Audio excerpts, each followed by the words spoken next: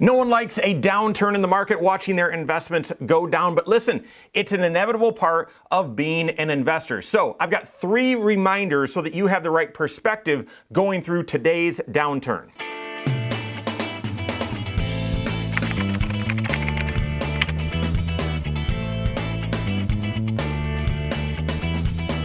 My name is Mike Bernard. I'm the host of the Wise Money Show. I'm also one of the certified financial planners right here at Korhorn Financial Group. Make sure you hit that subscribe button, turn on notifications, and smash that thumbs up button. No one likes a downturn. And I'm not going to put a positive spin on it. It's just not fun, okay? People are going to say, and advisors are going to tell you, oh, it's like buying stocks when they're on sale. And yes, we all want a sale when we're going out and buying something from the store, grocery store, whatever, but it's just not fun, even though you're buying more shares to watch your portfolio go down. But as I said a moment ago, it's an inevitable part of being an investor. It just is. Even the very best investor of our generation, Warren Buffett, suffers declines, right? And so it is part of the experience. Now, I don't know when you're consuming this. I'm recording it at the early part of May of 2022. Here's the deal. This is the third worst start to a stock market in history, apparently. Apparently the worst decline to start the year since the 1930s. That's not good company, okay? And so, but if downturns are inevitable, and if, depending on when you're consuming this right now, start of 2022, this is a rough one, what's some perspective, what's some truth that can help you get through this challenging time?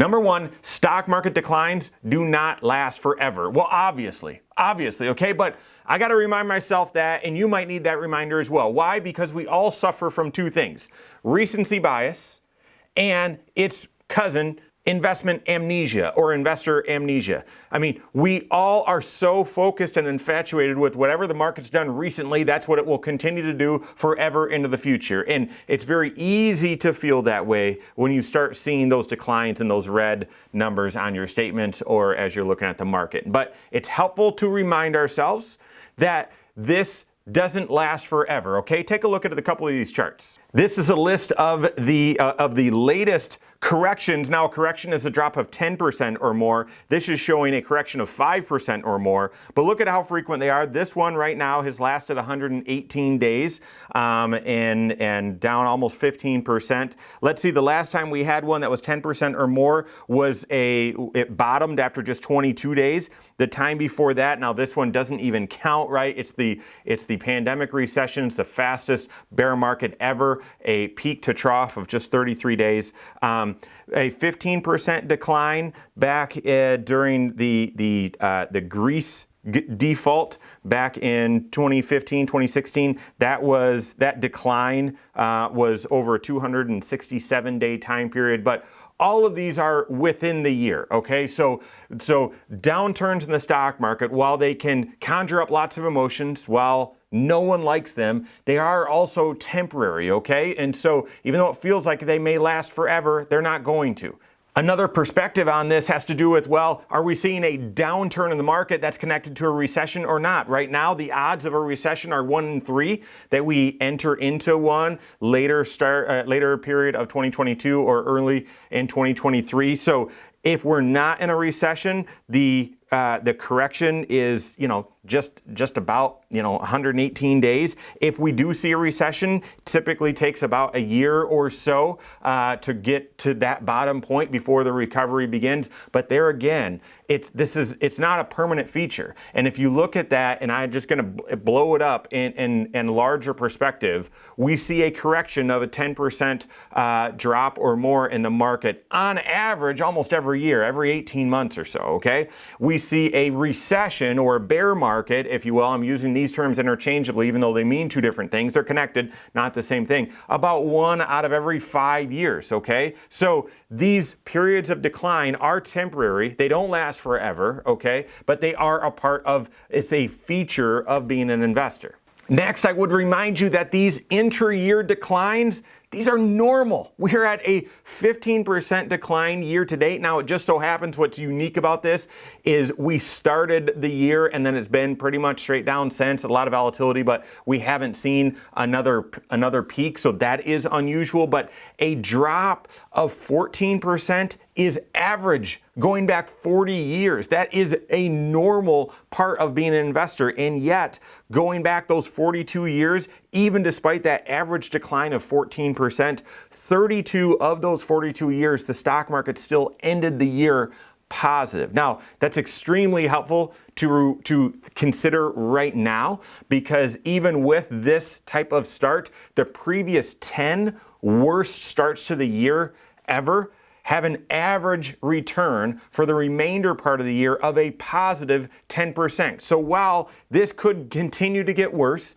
and because it's a midterm year, we should expect some volatility, and there's lots of concerns out there. Those are valid, absolutely, but keep in mind that this is still normal territory for the stock market, okay? This is part of a normal ongoing experience as a long-term investor that we see this much volatility. It's unique this time because it's starting the year that way. We haven't seen a peak yet to this year, but this much volatility is normal, okay? And then the last thing that I'd remind you is the long-term stock market performance. The long-term stock market performance is about 10.5% a year. Okay, and let's just round and say it averages about 10% a year, and that's what I would remind you of. Why would I tell you that? Just to remember that there are up times, even when we're experiencing downturns? No, I would actually tell you that because the 3 years before 2022, so 2021, 2020, and 2019, the stock market was up 90%. During those 3 years, okay? If the long-term average is 10%, but in just a short period of time, we far exceeded that, then there will be mean reversion. And some people debate that, whether there is mean reversion or not. Mathematically, there will be. In order for something to be the average, if there's times when it's above, there will be times when it's below. And when there's times below, there will then be times above. That's how you get to an average, okay?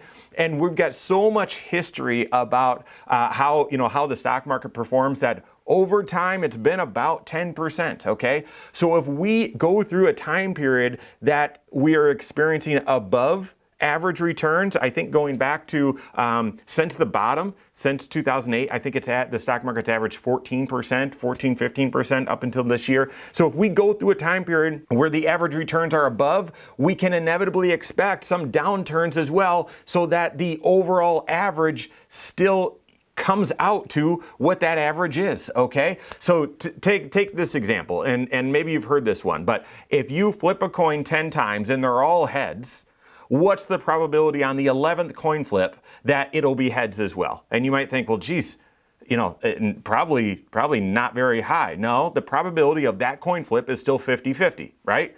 But if you were to ask, what's the probability of flipping heads 11 times in a row? Well, that probability is pretty low. If you flip that coin long enough, okay, it's gonna turn out to be 50-50. It will, if you're, the flat surface and evenly weighted coin and all that stuff. If you flip that coin enough times, it's gonna average out. And same thing with the market. We've got over 100 years of experience, and the average return's about 10%. So if we go through a season where that return is above average, we should expect some time period where it's going to be below average, okay? I've been talking on the Wise Money Show about valuations have been a little overheated for a while. I don't know if this all of a sudden snaps us back to being below average for a while. I'm not sure, okay? I do know valuations have come down a little bit. I think that might be healthy. But just as a reminder, if we experience some above average years of return, we may, and likely, following that, see some below average rates of return. And that's okay. That's part of being an investor. So those are my 3 reminders that I would remind myself with, remind clients, remind you. That downturns in the market, they're an inevitable feature of being a long-term investor. And yet, being a long-term investor is wildly rewarding over the long term because you're able to sustain through these challenging time periods. So work with your CFP. Make sure you're not taking too much risk. Make sure you're not taking too little risk. Make sure you've got the right investment philosophy and then strategies to help you with your investing goals so that you reach your long-term financial goals, whether that's retirement, helping kids with college, being overall financial independent, buying a house, starting your own business, whatever it is. work with your CFP so that you've got the right investment strategy and philosophy so you can go out and achieve those goals. If you don't have a CFP on your team, you can always contact one on my team. Find us online, Korhorn.com. That's Korhorn with K, wisemoneyshow.com. You can find us there as well, or send us an email, info@korhorn.com. All right, there you have it. Go out and take your next wise step in your financial life.